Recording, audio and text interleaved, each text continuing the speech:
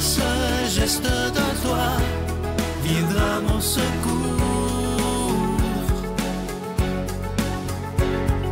Viens semer dans mon âme le grain de l'amour. Je traverse un désert et je meurs de soif. Montre-moi le mystère qui garde la foi. Bonjour, bienvenue à votre émission La Victoire de l'amour en ce jeudi 12 octobre. J'espère que vous vous portez bien. On rejoint tout de suite pour sa chronique, comme à tous les jeudis, notre ami Simon Lessard. Et à l'homélie, ce sera l'abbé Stéphane Roy.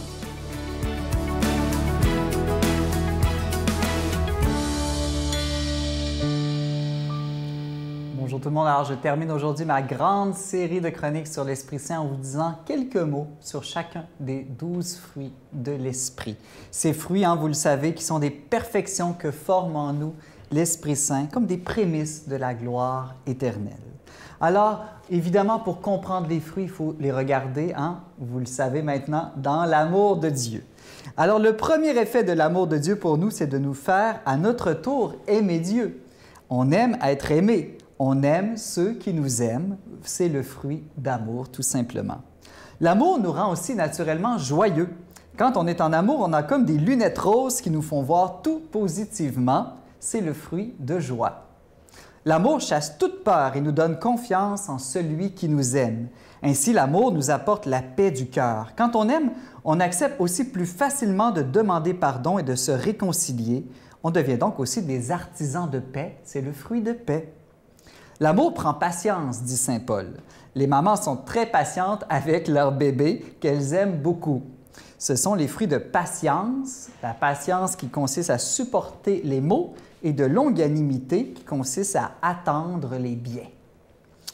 L'amour nous donne le goût d'être bon avec tout le monde, n'est-ce pas? C'est une attitude, une manière d'être avec les autres, gentil, patient, à l'écoute, etc. C'est le fruit de bonté ou amabilité. L'amour nous donne le désir de travailler concrètement au bien de ceux qu'on aime. La bienveillance, c'est vouloir d'une manière concrète le bien de l'autre et passer à l'action quand c'est possible, évidemment. C'est le fruit de bienveillance ou encore de serviabilité. L'amour véritable est fidèle. Il ne se trompe ou ne trahit jamais son amoureux. Il ne fait rien de mal aux autres. C'est le fruit de fidélité ou de confiance dans les autres. L'amour n'est pas violent, mais très doux. Heureux les doux. La mansuétude, un mot qu'on n'utilise plus beaucoup aujourd'hui, est une douceur face aux maux qui viennent des autres, ne pas se mettre en colère, on pourrait dire. C'est le fruit de douceur ou de mansuétude, justement. L'amour véritable nous donne une force intérieure qui nous rend maîtres de nous-mêmes. Au contraire, l'amour superficiel, lui, seulement sentimental, nous rend esclaves de nos passions et de nos pulsions. Ce sont les 3 fruits de maîtrise de soi, de chasteté et de continence. Alors, pour bien les distinguer, c'est simple. La maîtrise de soi ou modestie, c'est une mesure dans nos actions extérieures, par exemple la pudeur du vêtement. Ensuite vient la chasteté et la continence dans nos actions et désirs intérieurs ou invisibles aux yeux des autres. La chasteté, c'est une mesure dans les désirs des choses interdites. Alors que la continence, c'est une mesure dans nos désirs des choses permises, mais évidemment avec modération. Alors voilà, tous ces fruits de l'Esprit Saint, ces 12 grands fruits de la tradition chrétienne, il nous faut, je dirais, en vivre. Il faut vraiment que ce soit comme notre nourriture. Il nous faut nous nourrir d'amour, de joie, de patience, de paix, de bonté. Voilà le grand secret de la vie chrétienne. Alors demandons tous ces dons et tous ces fruits de l'Esprit en abondance. Notre Père qui es aux cieux, que ton nom soit sanctifié, que ton règne vienne, que ta volonté soit faite sur la terre comme au ciel. Donne-nous aujourd'hui notre pain de ce jour. Pardonne-nous nos offenses, comme nous pardonnons aussi à ceux qui nous ont offensés. Et ne nous laisse pas entrer en tentation, mais délivre-nous du mal, car c'est à toi qu'appartiennent le règne, la puissance et la gloire pour les siècles des siècles. Amen.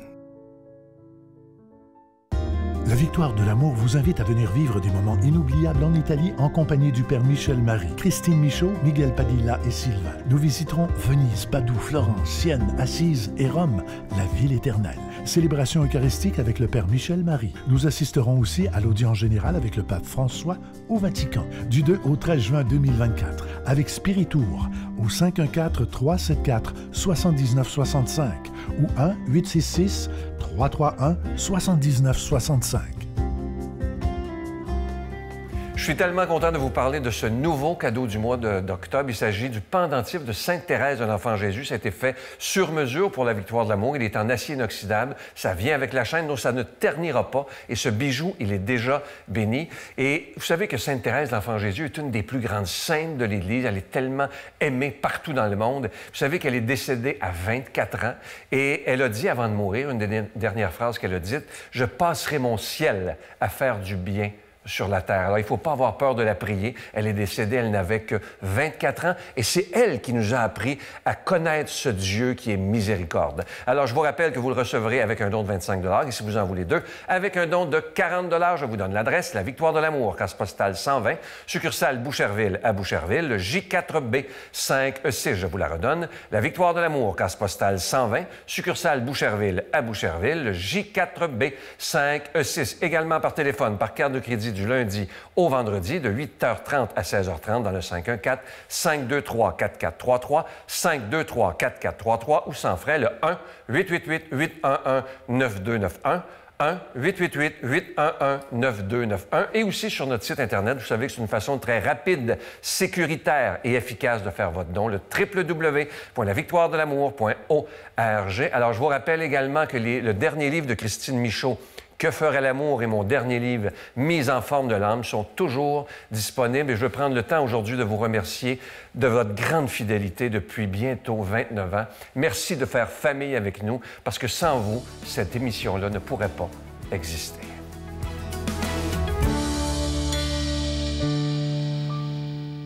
Mon Dieu, donnez-moi la sérénité d'accepter les choses que je ne peux changer, le courage de changer les choses que je peux, et la sagesse d'en connaître la différence. Amen.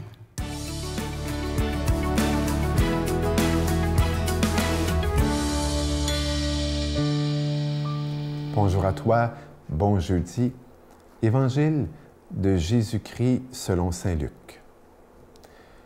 Jésus leur dit encore, « Si l'un de vous, ayant un ami, s'en va le trouver au milieu de la nuit, pour lui dire, « Mon ami, prête-moi 3 pains, parce qu'un de mes amis m'est arrivé de voyage, et je n'ai rien à lui servir. » Et que de l'intérieur l'autre réponde, « Ne me cause pas de tracas. Maintenant la porte est fermée, mes enfants et moi sommes au lit. Je ne puis me lever pour t'en donner. » Je vous le dis, même s'il ne se lève pas pour les lui donner en qualité d'ami, il se lèvera du moins à cause de son impudence, de son sans-gêne, il lui donnera tout ce dont il a besoin. Moi, je vous dis, demandez et l'on vous donnera, cherchez et vous trouverez, frappez et l'on vous ouvrira. Car quiconque demande reçoit, qui cherche trouve, et à qui frappe on ouvrira. Quel est d'entre vous le Père auquel son fils demandera un poisson et qui, à la place du poisson, lui remettra un serpent? Ou encore, s'il demande un œuf, lui remettra un scorpion? Si donc vous qui êtes mauvais, vous savez donner de bonnes choses à vos enfants, combien plus le Père du ciel donnera-t-il l'Esprit Saint à ceux qui l'en prient? C'est un texte qui me fait penser à la prière. Et je pense que c'est le thème central de ce passage de Jésus. Parce que la demande, la recherche ou le fait de frapper à la porte sont dans sa bouche des illustrations de la prière à laquelle Jésus nous invite à nous adonner. Et on sait que particulièrement dans l'Évangile de Luc, la prière est un élément fort, si ce n'est central, fondamental de l'enseignement de Jésus. Luc aime particulièrement montrer, entre autres, Jésus priant. Mais qu'est-ce que la prière? Il y a des bibliothèques écrites sur ce sujet. Mais ce matin, je te dirais qu'à la suite de Saint Augustin, la prière, c'est un désir. Et que la prière est un art de vivre son désir ou ses désirs. Saint Augustin va dire que dans la prière, il s'agit d'aviver son désir. Désir que l'on pourrait penser que Dieu connaît déjà. Donc, il ne s'agit pas de lui faire connaître, mais de nous mettre en relation avec ce désir et de le visiter. Peut-être de le passer au feu de la purification. Hein? Parfois, le désir est à être purifié, réorienté, encadré, ou peut-être le stimuler.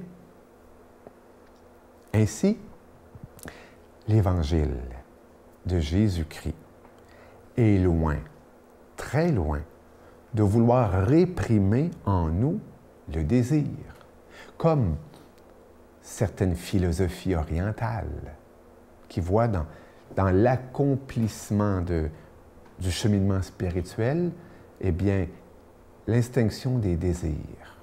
Non, mais au contraire. Et j'aime là-dessus Françoise Dolto, la psychanalyste des enfants, hein, eh bien, qui appelait Jésus le maître du désir. Pourquoi? Parce qu'il nous appelle à l'aviver dans la prière et à le vivre, ce désir, que ça serait le désir de vivre, qui renferme tous les désirs, et de le vivre comme une force. Je ne sais pas quelle est ta prière aujourd'hui, mais je t'invite à la vivre, à prier ta prière, à expérimenter ta prière en le regardant sous cet angle-là. Que le Seigneur aujourd'hui te bénisse et te garde. Bonne journée. Je vous salue Marie, pleine de grâce. Le Seigneur est avec vous. Vous êtes bénie entre toutes les femmes, et Jésus, le fruit de vos entrailles, est béni. Sainte Marie, Mère de Dieu, priez pour nous pécheurs, maintenant et à l'heure de notre mort. Amen.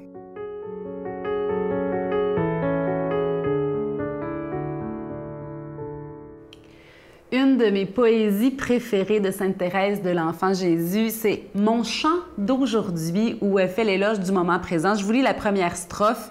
« Ma vie n'est qu'un instant, une heure passagère. Ma vie n'est qu'un seul jour qui m'échappe et qui fuit. Tu le sais, ô mon Dieu, pour t'aimer sur la terre, je n'ai rien qu'aujourd'hui. » Profitons de ce jour aujourd'hui avec Thérèse de Lisieux pour dire au Seigneur combien on l'aime, pour dire à Dieu « Merci d'être dans ma vie, merci de faire la différence, merci d'être la joie sur mon visage, l'amour dans mon cœur pour tous ceux qui m'entourent. » Profitons de ce jour aujourd'hui pour dire à Dieu qu'on l'aime avec Thérèse. Bonne journée. Ce que j'aime la prière, c'est que c'est comme un gamble. Tu sais pas si ça va donner de quoi au bout du compte, mais prenons le risque, puis on verra après. Mort aux fruits du paradis, vis ta vie sans interdit, oublie même tout ce que l'on t'aura appris, comme l'animal qui a faim